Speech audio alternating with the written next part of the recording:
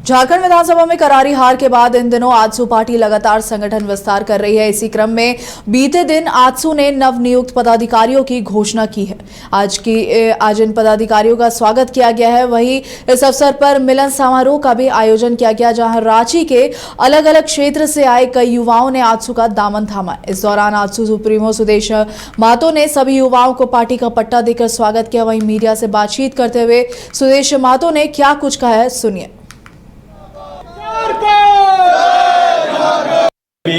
राजनीति में लोगों का आना और लोगों का जाना समय बहुत मायने रखता है। ऐसे समय में जब संघर्ष की बातें और चर्चाएं पार्टी के अंदर हो रही है, जब राज्य के अंदर में पुनर्निर्माण की चर्चाएं चल रही है, जब संघर्ष की बारी आ रही है, जो लोग सामने और साथ खड़े हो रहे हैं, ये संघर्ष को स्वीकार करने के लिए आ रहे हैं। मैं इनका इसीलिए हार्दिक अभिनंदन करता हूँ और स्वीकार करता हूँ। दूसरा कि जिन लोगों को राजनीति के केवल सरकार के होने का और सरकार के साथ चलने की आदत लगी हुई है, उन लोगों का निश्चित रूप से वर्तमान कार्यक्रमों में मन नहीं लगेगा। वो निश्चित रूप से अपना ठोर, अपना रास्ता खोजेंगे। ये चरित्र है, ये एक कैरेक्टर है जो हमेशा राजनीति में आपको दिखाई देता है। जो सरकार पोष लोग होंगे वो इस तरह की आदत के लोग होते हैं, वो निश्चित रूप से इस तरह का आचरण में रहेंगे।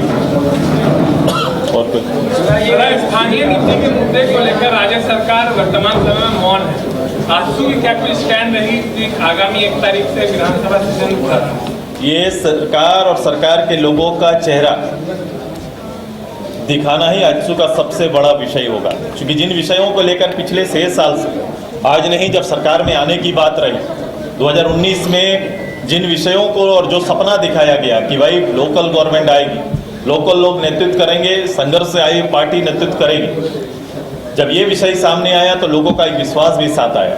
और उस विश्वास में सबसे बड़ा विषय, जो विषय आप कह रहे थे, ये नीतियाँ बनेंगी, स्थानीय नीति बनेगी, रोजगार के लिए नियोजन नीति बनेगी। ये नीतियाँ बड़ा ही बड़े प्लेटफॉर्म में इनको लोगों को परोसा गया था। आज 6 साल बाद वही सरकार सामने खड़ी है और वही उनका बोला हुआ शब्द इस राज्य के लोगों के प्रलोभन में दिया हुआ उनका कोई भी आश्वासन उन्हीं को काटेगा। धनबाद में 108 एम्बुलेंस सेवा अनिश्चित समय के लिए ठप हो गई है। बकाया वेतन सहित कई अन्य मांगों को लेकर एम्बुलेंस कर्मचारियों ने हड़ताल की घोषणा की है। इससे गंभीर मरीजों को काफी परेशानियों का सामना करना पड़ रहा है। उनका कहना है कि उन्हें ईपीएफ, ईएसआई और बीमा की सुविधा भी नहीं दी जा रही है। सभी 108 एम्बुलेंस चालक सहयोग फाउंडेशन एजेंसी के अंतर्गत कार्यरत है। वहीं एम्बुलेंस सेवा के बंद होने से जिले के मरीजों को अस्पताल पहुंचाना भी मुश्किल हो गया है। वहीं सड़क दुर्घटना या अन्य आपदा की स्थिति में भी 108 एम्बुलेंस सेवा उपलब्ध नहीं हो पा रही है। वहीं पूरे मामले को लेकर सिविल सर्जन ने कहा है कि राष्ट्रपति के आगमन तक धरने को स्थगित करें। उनके कार्यक्रम के बाद मामले के समाधान पर प्रयास किया जाएगा।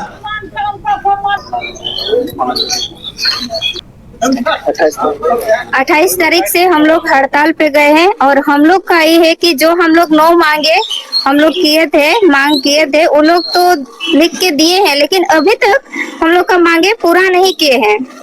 अले दो 28 तारीख को धरना रे दुड़ुब कना नो एते ओकटा नो मांग अले खोज लिदा उना दो नित हबी ताले बाले नाम कदार अले दो बोले उना नाम लगी ले खोजो कना उना ये ताले धरना रे मिला लिया पेमेंट लगी थे ओका दो अले अडी कम पेमेंट ले नाम दा ओको 3000 4000 चढ़ा कना 12000 वेतन मेन कते 14000 वेतन मेन कते 3800 टका ते ओको अले ले खटा कना उना येते अले मुश्किल रे तो मेना लिया।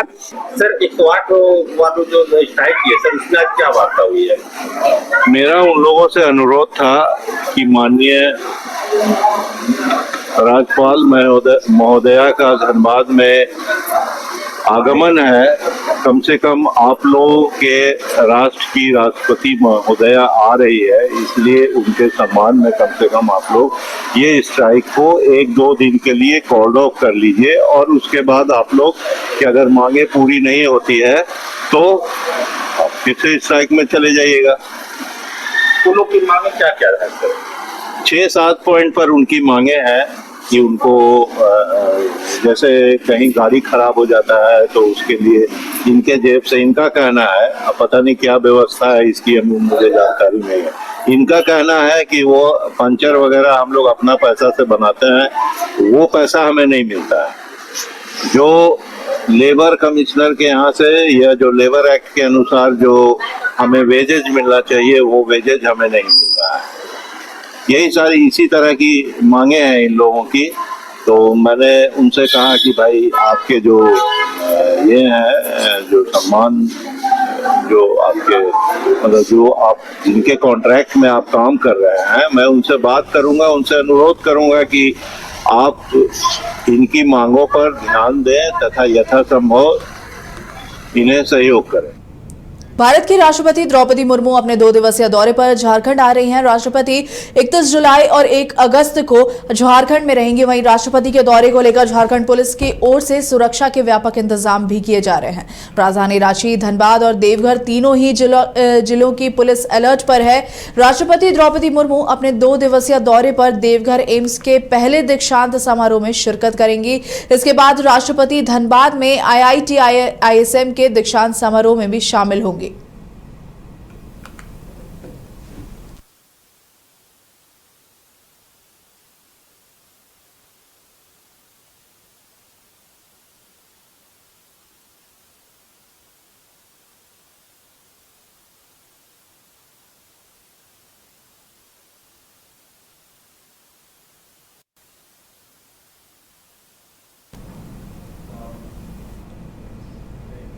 झारखंड में 108 एम्बुलेंस सेवा ठप होने का दिखने लगा असर। प्रसूति महिला को ई-रिक्शा से लाया गया सदर अस्पताल। गर्भवती महिला का ई-रिक्शा में ही हुआ प्रसव। 108 एम्बुलेंस कर्मियों ने किया है अनिश्चितकालीन हड़ताल। वेतनमान समेत कई मांगों के समर्थन में कर रहे हैं हड़ताल।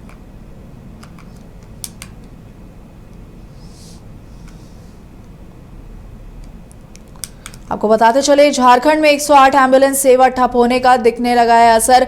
प्रसूति महिला को ई-रिक्शा से लाया गया सदर अस्पताल। गर्भवती महिला का ई-रिक्शा में ही हुआ प्रसव। 108 एम्बुलेंस कर्मियों ने अनिश्चितकालीन हड़ताल किया है।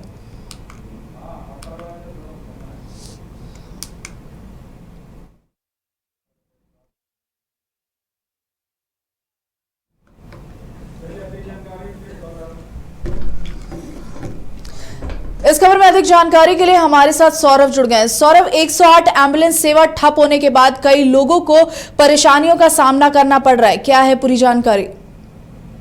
जी बिल्कुल, देखिए झारखंड की स्वास्थ्य सुविधा में लाइफ लाइन कही जाने वाली 108 एम्बुलेंस सेवा इन दिनों ठप पड़ गई है, जिसके बाद आम लोगों को काफी दिक्कतों का सामना करना पड़ रहा है।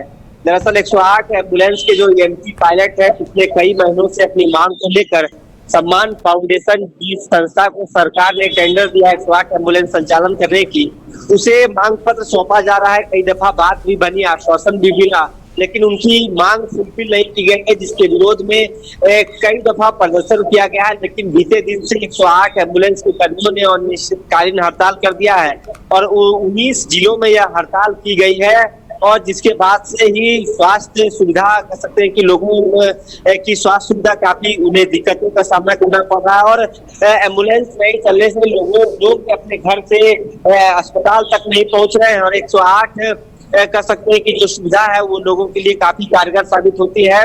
टोल फ्री नंबर है 108, सरकारी सुविधा है, लोगों की जान बचाने में काफी कारगर साबित होता है। ऐसे में जब इस सुविधा का लाभ लोगों को नहीं मिल रहा है तो कई प्रकार की तस्वीरें हमें देखने को मिल रही है।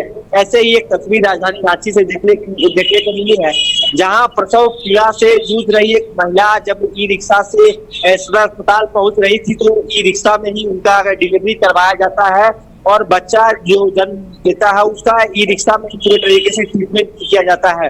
तो आप समझ सकते हैं कि किस प्रकार से लोगों में कह सकते हैं कि जद्दोजहद की स्थिति है। और बजरा से एक महिला ई-रिक्शा से सदर अस्पताल आ रही थी, उन्होंने 108 एम्बुलेंस कॉल सेंटर में कॉल किया तो उन्हें यह बताया गया कि फिलहाल उन्हें एम्बुलेंस उपलब्ध नहीं करवाया जा सकता है किसी कारणवश। जिसके बाद उनके परिजनों ने ई-रिक्शा बुक किया। ई-रिक्शा बुक करने के बाद जब वो सदर अस्पताल पहुंच रहे थे तो इसी दौरान कह सकते हैं कि उनका प्रसव पीड़ा से काफी जूझ रही थी। और आनंद में जब अस्पताल पहुंचते हैं तो अस्पताल पहुंचने से पहले ही वो बच्चे को ई रिक्शा में जन्म देते हैं। हालांकि गनीमत यह रही कि जच्चा बच्चा सुरक्षित था और डॉक्टरों की टीम में त्वरित कार्य करते हुए तुरंत उनकी ट्रीटमेंट भिड़ जाती है। लेकिन ये कानूनी होने से रही है और आगे कब तक उनकी मांगों को पूरा किया जाता है 108 एम्बुलेंस कर्मियों को, ये देखना काफी अहम होगा। क्योंकि 108 एम्बुलेंस यदि इस प्रकार से ठप पड़ेगी तो झारखंड में स्वास्थ्य सुविधा काफी बदहाल हो जाएंगे। जी धन्यवाद सौरभ, बहुत बहुत शुक्रिया आपकी जानकारी के लिए।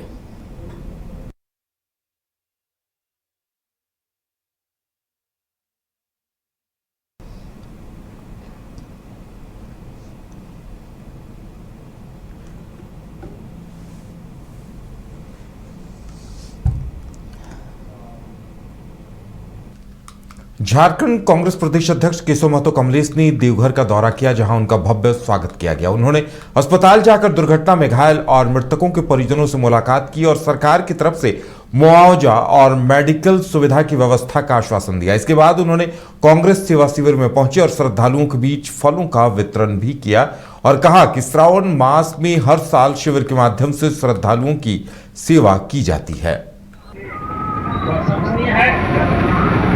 देखिए, नियति को कोई रोक नहीं सकता है। इस संसार में जो जन्म लेता है उसकी मृत्यु अवश्यंभावी है। लेकिन किसी लोगों की असामयिक निधन के चलते काफी लोगों को दुख होता है। आज जो दो सवारियों में टक्कर के कारण हमारे कौरिया भाई जो हमारे बिहार के चंपारण से, हमारे मध्यमपुर से, जहानाबाद से, छत्तीसगढ़ से और कई दूसरे प्रदेशों से भी आए हुए थे, उस बस में सवार थे। कुछ लोग हम लोगों से जुदा हो गए और कुछ लोगों का भी इलाज चल रहा है, एम्स रिफर किया गया। तो इस तरह से हम लोग उन परिवारों से मिले। हमारी गठबंधन की सरकार ने उन तमाम लोगों के लिए 1-1 लाख रुपया, जो मृत परिवार है और जो घायल है उसके लिए 20-20 हजार रुपया की राशि और खुद अभी अपने उनके गंतव्य स्थान तक, घर तक पहुंचाने का लिए सवारी की व्यवस्था की है। अभी हम लोग हॉस्पिटल में उनके परिवारों से मिले और उन लोगों से इस दुख की घड़ी में उन लोगों को सांत्वना दिए और हर समय ये हमारी गठबंधन की सरकार माननीय हेमंत सोरेन जी के नेतृत्व में हमारे माननीय हेल्थ मिनिस्टर इरफान अंसारी जी, सभी वो लोग वहां पहुंचे भी थे और उनके परिवारों से मिले और हर संभव सहायता। देवघर हादसे पर आजसू सुप्रीमो सुदेश कुमार महतो ने गहरा शोक व्यक्त किया है। उन्होंने मृतकों के परिजनों के प्रति संवेदना प्रकट करते हुए राज्य सरकार से पीड़ित परिवारों को हर संभव सहायता देने की मांग की। सुदेश महतो ने कहा कि प्रशासन को जल्द से जल्द राहत और बचाव कार्यों को पूरा करना चाहिए। सूचना है कि कांवरियों का दल दुर्घटनाग्रस्त हो गया और उसमें कई लोगों की हताहत होने की सूचना है, कई घायल हैं। मैं सबसे पहले जिला प्रशासन से आग्रह करते हैं कि सबसे पहले त्वरित रूप से हताहत लोगों का और घायल लोगों का जो बेस्ट उपचार हो सकता है वो किया जाए और जो लोग नहीं रहे इस दुनिया में उनके प्रति सबसे पहले अपनी गहरी संवेदना व्यक्त करता हूँ, उनके परिवार के प्रति, उनके प्रति। उम्मीद करते हैं कि इन चीज़ों से, ऐसी घटनाओं से सरकार निकले और ऐसी घटना की पुनरावृत्ति ना हो, इसके लिए शासन को, चूँकि इतनी बड़ी आस्था का केंद्र हमारा देवघर है और लाखों लोग जहाँ पर इस सावन के महीना में लोग आते हैं, जल अर्पित करते हैं और वहाँ साधन और साधन संचालन के कहीं ना कहीं कोई ना कोई गड़बड़ी के कारण उन्हें हताहत होना पड़ता है या नुकसान एक बड़ा हो जाता है परिवार का, व्यक्ति का। इसके लिए सरकार मैंने जल्दी से जल्दी चिंता करे और उनको, उनके परिजनों को, उनको लगना चाहिए कि सभी हम आपके साथ हैं, आपकी इस घटना में सब लोग, जो घटना है इससे मैं आपके साथ, आपके परिवार के साथ। अगर किसी को कोई सांप डस ले तो सबसे पहले अस्पताल का ख्याल आता है, लेकिन पलामू के चैनपुर प्रखंड अंतर्गत बोकाया खुर्द में एक ऐसा मंदिर है जहां लोगों की मान्यता है कि यहां आने भर से ही सांप और बिच्छू के जहर का असर खत्म हो जाता है। नाग पंचमी के मौके पर यहां हर साल भव्य महोत्सव का आयोजन किया जाता है, जहां काफी संख्या में लोगों की भीड़ जुटती है। इस साल भी यहां महोत्सव का आयोजन किया गया। आयोजन को सफल बनाने में चैनपुर भंडरिया विधानसभा के विधायक आलोक चौरसिया, बीजेपी के प्रदेश संगठन मंत्री और पूजा आयोजन के अध्यक्ष लक्ष्मण चौधरी की महत्वपूर्ण भूमिका रही। हम अभी खड़े हैं पलामू जिले के चैनपुर प्रखंड में, जहां बोकिया खुर्द में यहाँ कई सालों से नाग पंचमी के दिन यहाँ मेला का आयोजन भी किया है। कई जल यात्रा भी यहाँ कई श्रद्धालु आते हैं। इसी क्रम में यहाँ कई ऐसे यहाँ जो है जो इस आयोजन करते हैं, हम उनसे बात करने कि यहाँ के जो अध्यक्ष हैं इनसे बात करेंगे कि क्या क्या है व्यवस्था और इस मंदिर की क्या क्या विशेषताएं हैं। लक्ष्मण जी बताइए कि यहाँ इस मंदिर में कई सालों से पूजा किया जा रहा है और यहाँ की क्या विशेषता है। सबसे पहले मीडिया की तरफ से हार्दिक अभिनंदन स्वागत है। यहाँ इनका इतना महिमा, इतना प्रभाव है कि जो भी सांप काटे हुए या बिछ काटे हुए, जो बिखरी जो काटे हुए आते हैं लोग, बस ठीक हो जाते हैं। और ये कार्य के वजह से इनका स्थापना 1999 में हुआ था और अभी तक हर साल पूजा पाठ होता है और काफी संख्या में लोग यहाँ के से श्रद्धालु आते हैं। कम से कम यहाँ के 5-6 राज्य जो है, छत्तीसगढ़ से भी आते हैं लोग और उत्तर प्रदेश से भी आते हैं, बंगाल से भी लोग आ जाते हैं और ये क्षेत्र जितना भी है, जिला गढ़वा जिला पलामू जिला, लगभग लोग काफी लोग आते रहते हैं। अभी मेरे साथ हैं यहाँ के भाजपा के संगठन के महामंत्री मनोज सिंह जी। हम इनसे जानना चाहेंगे कि यहाँ कई सालों से आप आ रहे हैं, इस मंदिर की क्या क्या विशेषता है और क्या है। इस बोकिया के पवित्र भगवान भोले शंकर और नाग देवता का जो यहाँ मंदिर स्थापित है, यहाँ पिछले 12 वर्षों से लगातार मुझे आने का अवसर मिला है और मैं यहाँ के कमेटी के सभी पदाधिकारी सदस्यों के प्रति आभार व्यक्त करता हूँ कि लगातार उनका निमंत्रण मुझे मिलता है और जिस प्रकार से भक्ति भाव और जो विश्वास इस मंदिर में यहाँ के स्थानीय लोगों का है, स्थानीय नहीं कहे तो दूर दराज से भी, पलामू गढ़वा से कई लोग आते हैं और जैसा देखने और सुनने को भी मिलता है कि जिस प्रकार से किसी को कोई अगर सर्पदंश हो जाता है या कोई बिच्छू काट देता है, यहाँ पर आते हैं तो आने के बाद वो स्वस्थ हो जाते हैं। यानी क्या है, एक जो परंपरा और जो लोगों का श्रद्धा और जो विश्वास है इस मंदिर के प्रांगण में है भी, और जो पिछले 12 वर्षों से जो हम यहाँ देख रहे हैं, यहाँ के लोगों में जो उत्साह है, जो उमंग है, जो श्रद्धा है, जो भक्ति भाव है, वह लगातार यहाँ के लोगों में दिन प्रतिदिन, युवा हो, महिला हो, नौजवान हो, वृद्ध हो, सबों में समान भाव के साथ यहाँ पर भक्ति भाव देखने को मिलता है। मैं इसके प्रति यहाँ के लोगों का आभार भी व्यक्त करता हूं। पाकुड़ जिले के हिरनपुर प्रखंड अंतर्गत उत्क्रमित मध्य विद्यालय पाड़ेर कोला में लाखों रुपए की लागत से किचन सेट का निर्माण कराया जा रहा है। निर्माण कार्य में भारी अनियमितता देखी जा रही है। निर्माण कार्य में 3 नंबर की ईंट लगाए जा रहे, साथ ही ईंट जुड़ाई में डस्ट का इस्तेमाल किया जा रहा है। ऐसे में गुणवत्ता पर सवाल खड़े हो रहे हैं। वहीं कार्यस्थल पर सूचना पट भी नहीं है, जिससे आम लोगों को ये पता ना चल पा रहा कि काम किस विभाग की तरफ से कराया जा रहा है और कितनी राशि का है। एक तरफ जहां सरकार विकास के लिए लाखों करोड़ों रुपए खर्च कर रही, वहीं संवेदक इन सभी बातों को दरकिनार कर घटिया ईंटों और डस्ट का इस्तेमाल कर किचन शेड का निर्माण करा रहे हैं। आप इन तस्वीरों में भी देखकर समझ सकते हैं। हिरनपुर प्रखंड अंतर्गत पाडेर कोला उत्क्रमित मध्य विद्यालय बी में जो है किचन सेट बनाया जा रहा है और इस किचन सेट जो आप देख पा रहे हैं तस्वीरों के माध्यम से कि किस तरह से किचन सेट बनाया जा रहा है। किचन सेट इस उद्देश्य से बनाया जाता है ताकि अलग से जो बच्चे यहाँ पे पढ़ने आते हैं उनके लिए जो माध्यमिक भोजन है वो भोजन को यहाँ यहीं से बनाया जाएगा और इसी जगह से वो सभी जो है विद्यार्थी को भोजन मिलेगा। लेकिन आप देख पा रहे हैं इनका गुणवत्ता आप किस तरह से जो बनाया जा रहा है। इसका देखिए जो ईंट है, ये ईंट का इस्तेमाल किया जा रहा है। तस्वीरों के माध्यम से देख पा रहे हैं कि इसका क्या कंडीशन है, क्या स्थिति है ईंट का, इसी से अंदाजा लगाया जा सकता है।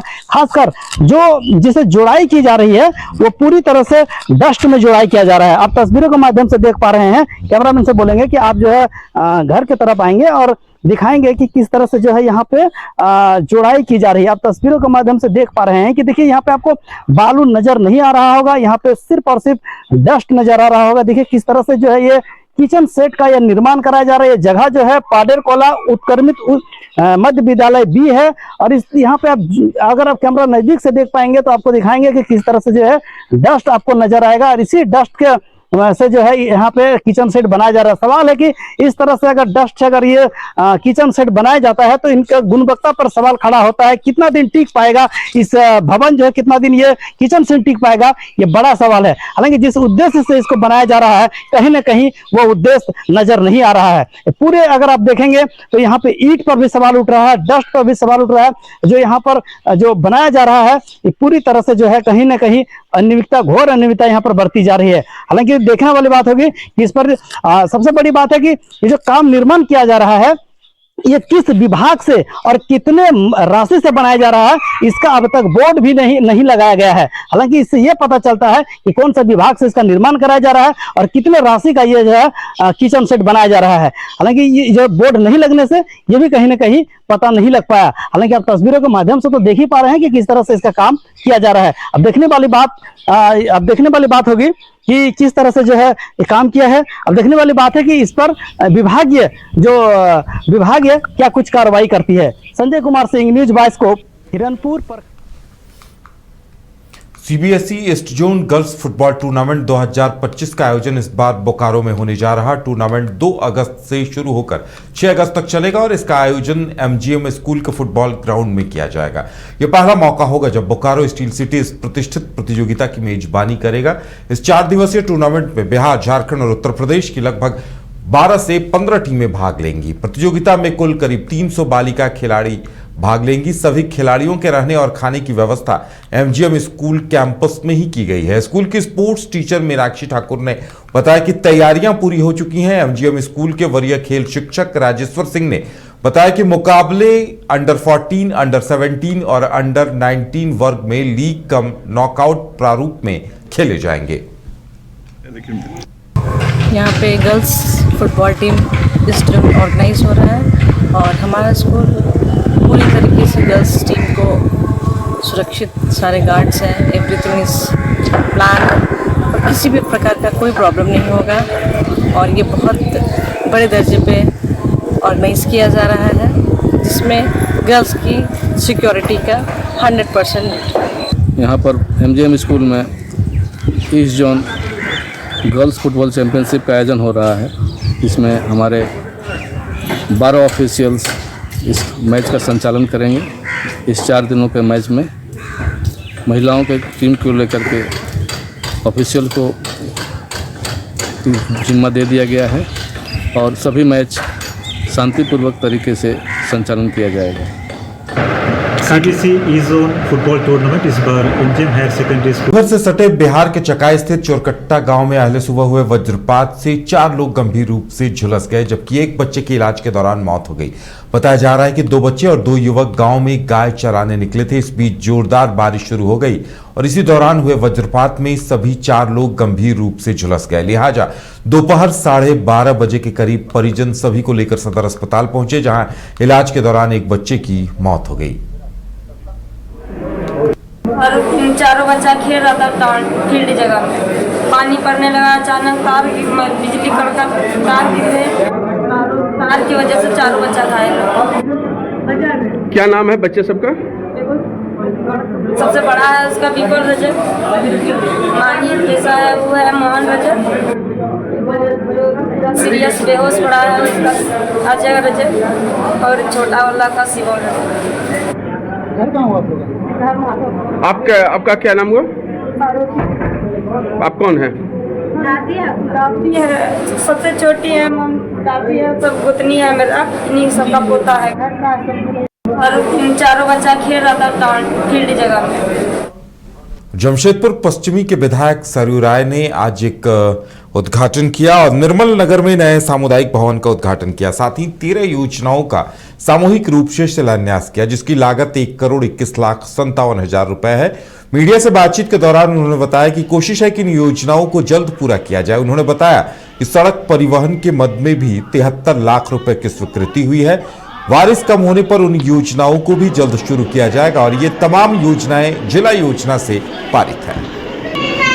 क्षेत्र में करीब 1,21,00,000 रुपए की योजनाओं का शिलान्यास हो रहा है और ये योजनाएं जितना जल्दी पूरा हो सके इसका प्रयास होगा, उद्घाटन हो जाए।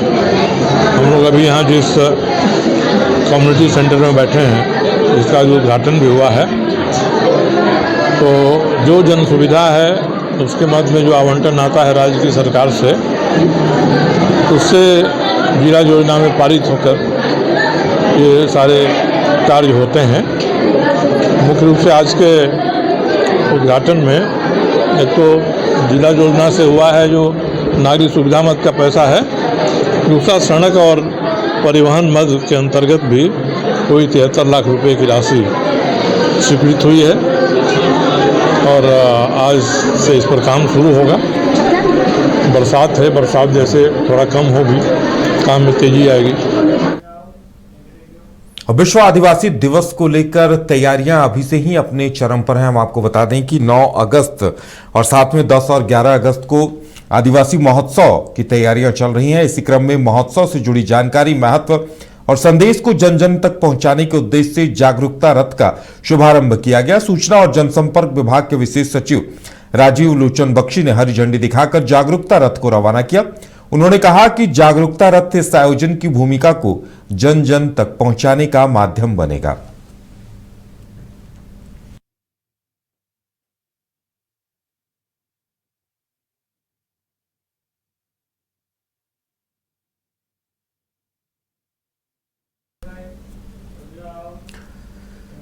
धनवार विधायक सह नेता प्रतिपक्ष बाबूलाल मरांडी ने कई सड़क परियोजनाओं का शिलान्यास किया। हम आपको बता दें कि मुख्यमंत्री ग्राम सड़क सुदृढ़ीकरण योजना के तहत धनवार प्रखंड क्षेत्र में कई पथ निर्माण का शिलान्यास किया। उन्होंने हलवाइया रोड से सलैया तक, खोरीमहुआ रोड से झलकडीहा तक, विशुनपुर रोड से जमेरेडी तक, खिजरसोता से दरियाडी तक, झरहा से सियारी तक और इन तमाम सड़क निर्माण कार्यों की आधारशिला रखी। मौके पर बाबूलाल मरांडी ने संवेदक को वक्त पर और गुणवत्तापूर्ण पथ निर्माण करने का निर्देश दिया। उन्होंने कहा यातायात की सुविधा से ही ग्रामीण क्षेत्रों में विकास संभव है, इसलिए सड़कों का बेहतरीन तरीके से जल्द निर्माण किया जाए।